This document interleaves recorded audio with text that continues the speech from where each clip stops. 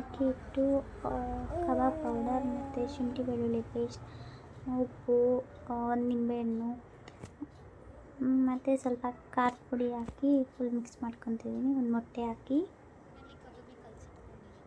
ಮತ್ತು chicken fry ಮಾಡೋದಕ್ಕೆ ಜಾರ್ಗೆ ಹಸಿಮೆಣ್ಸಿನ್ಕಾಯಿ, ಪುದೀನ, ಕೊತ್ತಂಬರಿ, ಟೊಮೆಟೊ ಹಾಕಿ ಗ್ರೈಂಡ್ ಮಾಡಿಕೊಂಡೆ.